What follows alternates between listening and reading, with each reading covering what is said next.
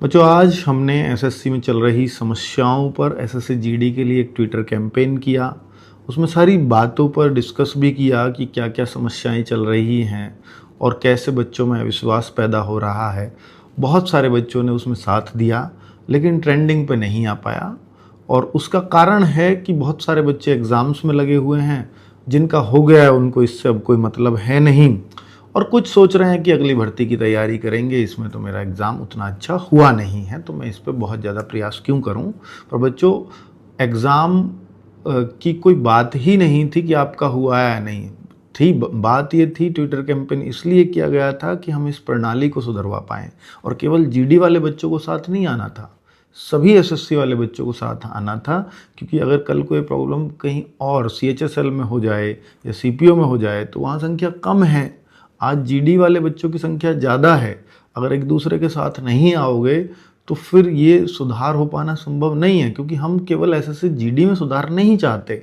SSC के हर exam में सुधार के लिए ट्विटर कैंपेन चलाया गया, और केवल आज ही नहीं चलाया ट्विटर कैंपेन। आपको बोला भी था कि भैया 30 तारीख तक ट्विटर कैंपेन चलेगा, 11 बजे हम हर दिन करेंगे। आज 27 से शुरू हुआ है और 28 कल सुबह 11 बजे हम फिर से ट्विटर पर बहुत ज़ोर शोर से भिड़ेंगे।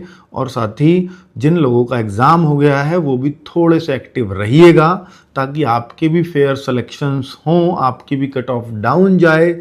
इस सब पर प्रयास चल रहा है, और कट ऑफ डाउन सिर्फ तभी जा सकती है जब फेयर सिस्टम हो। मान लो अगर कोई जुगाड़ से, कोई धांधलीबाजी से अगर अपने अंक ज़्यादा अच्छे करवाता है, पेपर हैक करके करवा जाता है, तो फिर तो आप उसकी टक्कर तो कभी नहीं ले पाएंगे और वो हमेशा सेलेक्ट रहेगा। तो ऑब्वियसली फिर आपकी कट ऑफ असर आता ही है इस बात का, क्योंकि हर स्टेट की एक लिमिटेड वैकेंसीज़ हैं। हालांकि ये बात अलग है कि कुछ ही स्टेट्स में ये सब चीज़ें चल रही हैं, पर बाकी स्टेट्स के बच्चों को इसलिए साथ आना चाहिए क्योंकि आपके स्टेट्स में भी एसएससी जीडी पे कब गड़बड़ हो जाएगी या चल रही हो, आपको भी क्या पता है। तो अभी आप ये ना सोचें कि केवल ये यूपी में बात चल रही है या केवल बिहार की समस्या है, बाकी में नहीं है। एसएससी जीडी के बच्चे जहाँ भी एग्ज़ाम्स देते हों, जिस भी स्टेट के हों, उन सब को इसमें बढ़ चढ़ करके भाग लेना चाहिए।